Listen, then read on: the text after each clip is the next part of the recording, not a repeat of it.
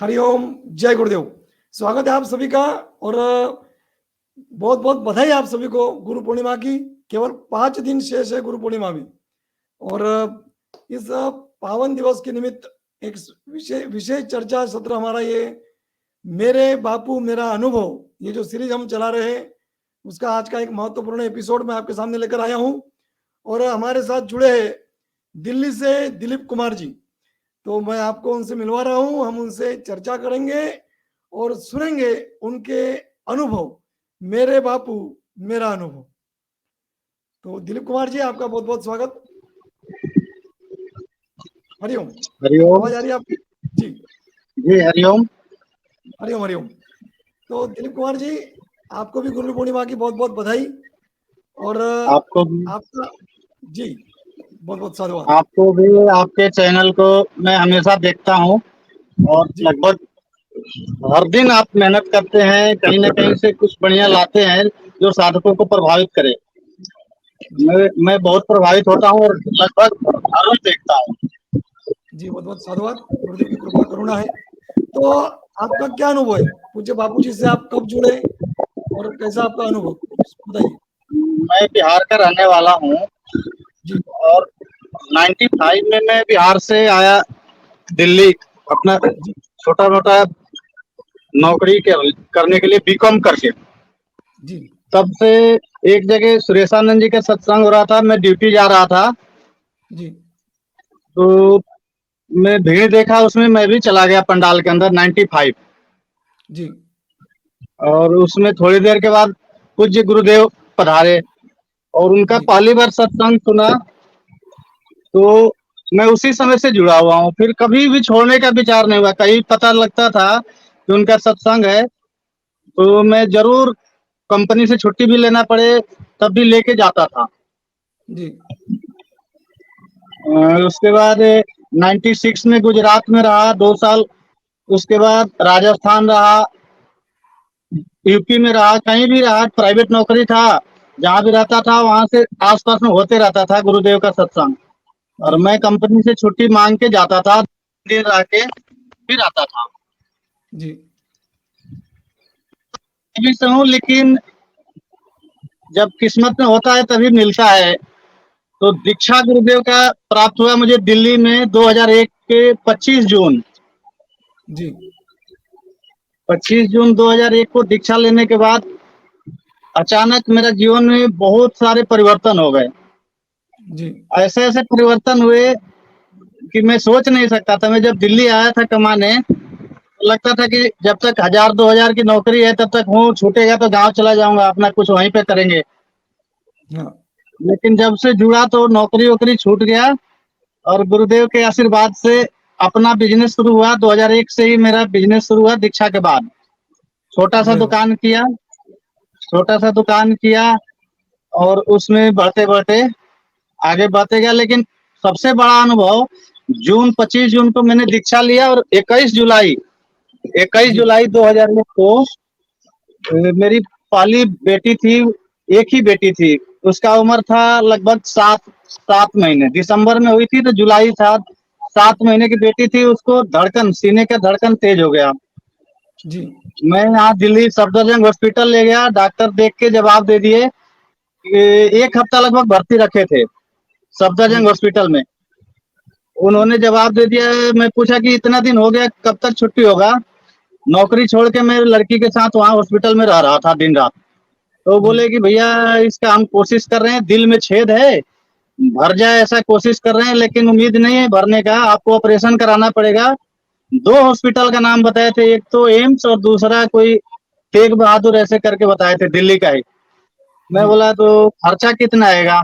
तो लगभग 80,000 से लाख रुपए तक। मेरे पास इतने पैसे नहीं थे, 1,500-2,000 का नौकरी करने वाला। उस समय मेरा यही 2,500 शायद सैलरी था, 2,500। तो बहुत मैं बहुत बोला जमाना। इतने रुपए, लाख रुपए तो मैं ला नहीं पाऊंगा। फिर मैं लेके गांव चला गया। जी गांव में छोड़ देता हूँ और कमाना भी जरूरी है, नौकरी इतने दिन से छोड़ रखा हूँ। जी तो गांव छोड़ के आ गया और यहाँ पे फिर से अपना नौकरी शुरू कर दिया। मैं सोच लिया था वो बचेगी नहीं, अब इतना इलाज तो मैं करा नहीं पाऊंगा। हाँ तो अचानक कोई भी देख सकता है, चेक कर सकता है। सितंबर 2001 के ऋषि प्रसाद में एक अनुभव छपा था कि लखनऊ में पूज्य बापू जी आए थे। वहां पे एक भाई अपना अनुभव लिखे थे कि मेरे बेटे का हार्ट का ऑपरेशन कराने को डॉक्टर बोल दिया था, डेट वेट सब मिल गया था। तो बापूजी से मिला, बापूजी ने कहा कोई जरूरत नहीं है ऑपरेशन कराने की, आप लहसुन और पुदीना का चटनी खिलाओ, बच्चा स्वस्थ हो जाएगा। तो मैं खाली जी पढ़ा ऋषि जी प्रसाद ने सिर्फ पढ़ा उसको, और गांव में एसटीडी में लाइन लग के फोन किया। 2 रुपए पर मिनट उस समय बात होता था। मैं जी फोन किया अपनी माँ को, बच्ची के दादी को, कि माँ उधर लहसुन में तो मिल जाएगा, पुदीना क्या होता है? मैं पुदीना भी नहीं जानता था क्या होता है। तो अच्छा वो बोली हाँ मिलता है पुदीना। तो ये दोनों चीज मंगा के थोड़ा पीस के इसको चटाओ चम्मच से, 6-7 महीने की बच्ची है, थोड़ा ही खाएगी। तो सुबह शाम चटाओ, हमारा बापूजी बोले हैं ठीक हो जाएगी। जी तो माँ मंगा के चटाने लगी। 1.5-2 महीने बाद खबर आया कि अब थोड़ा भी दिक्कत नहीं तो पहले कुछ भी खाती थी उल्टी हो जाता था, उसका बचने का कोई संभावना नहीं था। हाँ और 1.5-2 महीने बाद खबर आया कि अब ले जा सकते हैं, बच्ची सही हो गई, चलने फिरने भी लगी, सब तरह से ठीक हो गई। जय हो मैं फिर लहसुन पुदीना की चटनी भी नहीं खिलाया। 2 महीने के बाद लेके आ गया दिल्ली अपने साथ, हाँ और तब से दिल्ली में ही साथ में रह रहे हैं। और अगस्त के बाद जनवरी दिसंबर तक में मैंने अपना काम धाम शुरू कर लिया था। बापूजी से दीक्षा मिले 4-5 महीने हुए, अपना काम धाम शुरू कर लिया। नेहरू प्लेस दिल्ली में ही है, वहां पे सॉफ्टवेयर का काम शुरू किया। सीडी सॉफ्टवेयर उस समय बहुत बिकता था, उससे शुरू किया। डेली का 1000-2000 तक कमाई होने लगा। 2001 की बात है। जय आज के हो डेट में मेरा दिल्ली नेहरू प्लेस में दुकान है, जिसका 30-35 हजार किराया, 3-4 लड़के काम करते हैं दुकान में। अपना घर बन गया। कभी सोचा नहीं था कि मैं दिल्ली में रह लूंगा। मैं सोचता था कि जब तक नौकरी है छूटेगा तो गांव जाऊंगा, दीक्षा के पहले। हाँ और दीक्षा के बाद ये हो गया कि आराम से रह रहा हूँ। 20 साल 25 साल हो गया आराम से दिल्ली रहते हुए। अपना घर है, 4 फ्लोर बना हुआ, दुकान है किराए का, और 2-3 लड़के काम करते हैं। सब चीज ठीक ठाक चल रहा है। गुरुदेव की कृपा से कभी कोई परेशानी नहीं हुआ। दीक्षा लेने के बाद कर्जे हो जाते हैं तब भी दुख नहीं होता। 20-20 लाख तक बीच में कर्जे हो गए, मैं बिल्कुल दुखी नहीं हुआ। आराम से कम ज्यादा होते रहता है। अब पहले क्या था कि 1500 और 2000 की नौकरी छूट जाता था, 3 रात 3 दिन में सो नहीं पाता था, 3-4 दिन तक, कि अब कैसे जिंदगी कटेगी। 2000 की नौकरी छूट गई। जी अब तो कुछ भी समस्या हो जाए कोई फर्क ही नहीं पड़ता। लगता है कि हर जगह हमारा बापूजी है, भगवान हर जगह है। बापूजी ने बता दिया कि धरती पे 1 इंच भी जगह नहीं है जहाँ भगवान नहीं है, तो तुम क्यों डरते हो? तो मैं अब निश्चिंत होकर जीता हूँ। अभी बापूजी को झूठे आरोप में फंसा करके जेल में रखा हुआ है। हम लोग पूरे विश्व क्या, भारत के और विश्व के सभी साधक मिलके, जब कांग्रेस की सरकार थी तो हम लोग जोर लगा के बीजेपी को जिताए कि अब हमारा कुछ सुनवाई हो जाएगा। लेकिन ये तो 10 साल हो गए, पता नहीं क्या हो रहा है, समझ में नहीं आ रहा है। अब मन उब गया है। मैं पिछले लोकसभा चुनाव में इतना दुखी हो गया था कि 5 साल बीत गया, नहीं छोड़ रहे हैं, हमको चुनाव लड़ना पड़ेगा। हमारे जैसा आदमी जो दिल्ली में रह नहीं सकता था वो चुनाव लड़ने का हिम्मत किया, और चुनाव भी लड़ा था मैं साउथ दिल्ली से लोकसभा का। अच्छा जी, साउथ दिल्ली से लोकसभा का चुनाव लड़ा। तो वोट वोट तो कुछ नहीं, अब पता नहीं। बापूजी भी चाह रहे हैं कि हिंदूवादी सरकार है, रहे। साधक लोग साथ नहीं दे रहे हैं। साधक सब जानते हैं मुझे, सब साथ में घूमते हैं, लेकिन वोट देने के समय कहते हैं कि नहीं हिंदूवादी सरकार है, उनको देना है। पता नहीं क्यों। अब मैं चाह रहा हूँ कि 2 तो चोर आ गए। एक तो बीजेपी वाले चोर नहीं है, ठीक है सही है, लेकिन जो चोर हैं उनको अपने में लेने में थोड़ा भी संकोच नहीं करते हैं। हाँ पहले जो कांग्रेस में थे वो सब बीजेपी में घुस रहे हैं, क्योंकि हवा जिधर चल रहा है उधर ये सब नेता एक ही में मानता हूँ, सारे पार्टी का। तो कांग्रेस का भी हवा आ जाए तो बीजेपी में से आधे निकल के उधर चले जाएंगे। तो सब एक ही है। अब ये तो सब मिले हुए हैं। अब ये उनको गाली देता है कि वो खराब है, वो उनको देते हैं कि वो खराब है। ये कह रहे हैं कि वो 20-25 पार्टी वाले चोर, चारा घोटाला, ये घोटाला वाले सब एक हो रहे हैं जी, हमको हराने के लिए, हम ईमानदार हैं। लेकिन वो कह रहे हैं कि एयरपोर्ट बेच रहे हैं, हवाई अड्डा बेच रहे हैं। सब आपस में ही एक दूसरे का आरोप प्रत्यारोप लगा रहे हैं। हमें उन सब से लेना नहीं है। और बापू जी को छोड़ दे, कोई भी सरकार रहे, हमें कोई लेना देना नहीं। बापू जी इतने महान हैं, हमारे जैसे 10-20-50-100 नहीं, लाखों करोड़ों साधकों को जिंदगी दी है। हम कभी कभी उब जाते थे, सोचते थे 2-2.5 हजार की नौकरी वो भी छूट जा रहा है, नींद नहीं आ रहा है, मर जाऊं क्या करूं। वो सब से कितना आजाद कर दिए। 20-20 लाख कर्जे हो जाता है, मेरे पे कोई असर नहीं होता है। मैं ऐसे ही हंसता मुस्कुराता जिंदगी खुशी से काट पा रहा हूँ। ये बापूजी की कृपा है। बिल्कुल हमारे जैसे करोड़ों लोगों पे ये कृपा बरस रही है।